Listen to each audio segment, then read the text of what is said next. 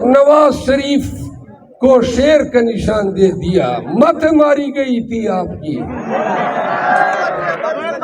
کہاں شیر اور کہاں یہ ٹکلا چور،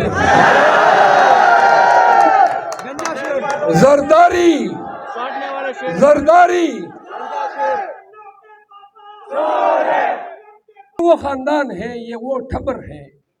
کہ جنہوں نے ایوان میں نواز شریف نے کھڑے ہو کر کہا ایون فیلڈ کی 4 پراپرٹیز کی تفصیل دیتے ہوئے کہ جی یہ اس کا ٹریل ہم پیش کرتے ہیں، العزیزیہ مل ایون فیلڈ کے 4 پراپرٹیز،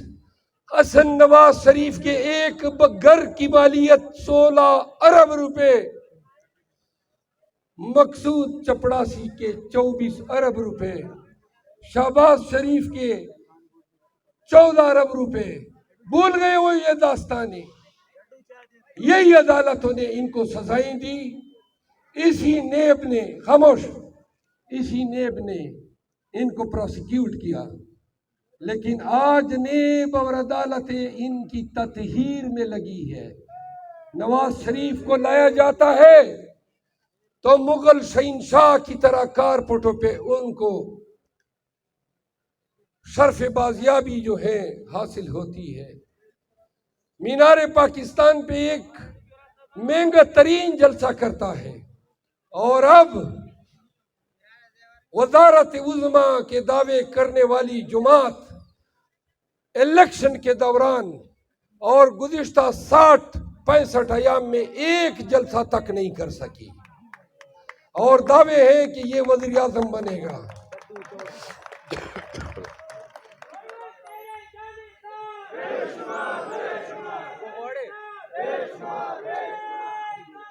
آخری دو باتیں خان نے ایک پیغام دیا ہے کراچی کے لوگوں کے لیے۔ میں گیا، جس دن میں کراچی آیا اسی دن میری جلس میں ان سے ملاقات ہوئی، تو خان نے کہا کراچی جاؤ، ایک کام کر لو کہ کراچی کے مختلف علاقوں میں پھرو، کراچی کے لوگ پی ٹی آئی سے بڑی محبت رکھتے ہیں، ان کو بتاؤ کہ 9 مئی کے بعد پورا پاکستان خاموش ہوا، پھر آپ لوگوں نے دیکھا کہ کے پی اور بلوچستان اٹھا۔ انہوں نے کہا عزت کمائی، پیسہ کمایا، پھر آپ نے دیکھا کہ شوکت خانم کا یہ بیٹا کینسر اسپتال کی تعمیر کا بیڑا اٹھایا۔ ذرا پلیز خاموش ہو جائیں، بہت برا لگتا ہے جب کوئی بار بار خاموش ہو جاؤ، سارے یار خاموش ہو جاؤ۔ شوکت خانم کے بیٹے نے پاکستانیوں کے لیے کینسر کے اسپتال کا بیڑا اٹھایا، پھر پاکستان کی تاریخ کا سب سے بڑا اسپتال لاہور میں بنایا، اس کے بعد نمل یونیورسٹی بنائی، جس کے بعد آپ پلیز خاموش ہو جائیں، یہ میرے سامنے ادھر بول رہے ہیں، اور مزے کی باتیں آیا بھی میرے ساتھ ہی ہے۔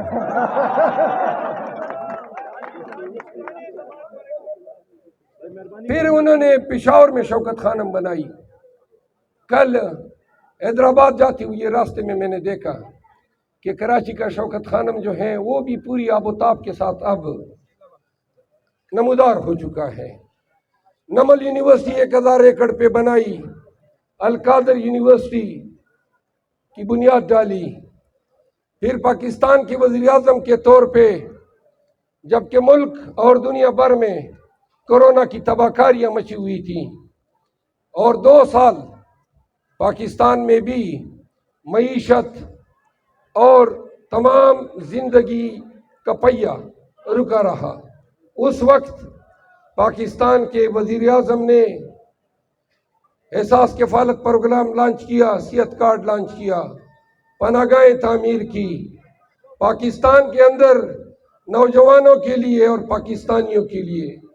ایک ویژن، ایک خواب اور اس کی تعبیر پیش کی۔ پھر آپ دیکھتے ہیں،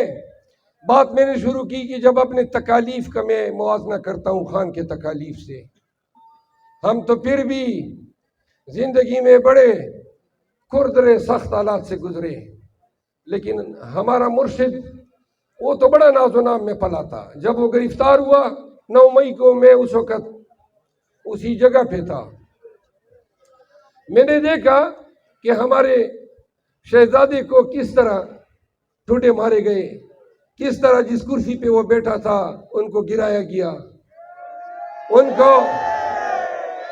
کو کھالر سے گھسیٹا گیا، ان کو ناجائز غلط طور پہ غیر قانونی انداز میں ہائی کورٹ کے احاطے سے گرفتار کیا گیا۔ میرا خیال تھا اگلے دن 10 مئی کو میں ان سے پولیس لائن میں ملا، اور میں پہلا بندہ تھا جنہوں نے ان کو پاکستان کے حالات سے آگاہ کیا کہ پاکستان میں ہوا کیا تھا 9 مئی کو۔ اس وقت میرا خیال تھا کہ میرا خان کیونکہ پہلی دفعہ زندگی میں گرفتار ہوا تھا، تو میرا خیال تھا کہ تھوڑا گھبرایا ہوگا، تھوڑا پریشان ہوگا، لیکن کمال کا بندہ ہے آپ کا اور ہمارا لیڈر۔ پہلی بات جو کرتا ہے تو مجھے کہتا ہے کہ شیر افضل یہ بتاؤ ہمارے کارکن شہید تو نہیں ہوئے ہیں؟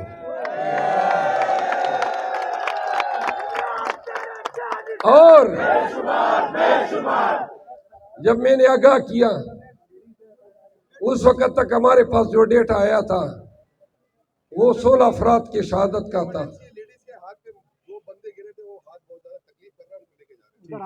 جی جی راستہ دے دیں پلیز، لیڈیز کے لیے راستہ دے دیں۔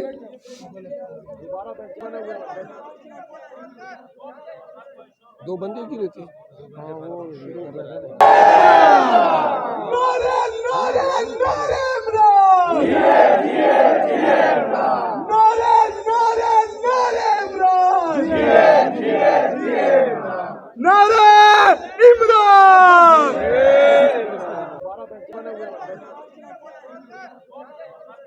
دو بندے کی رہتے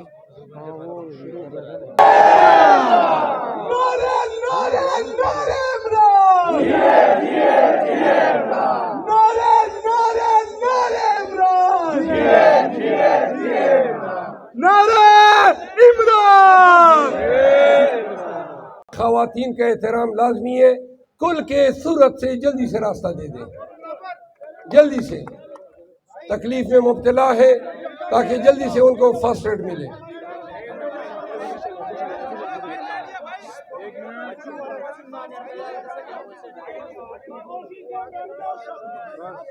آپ ذرا پلیز خاموشی سے بیٹھ جائیں۔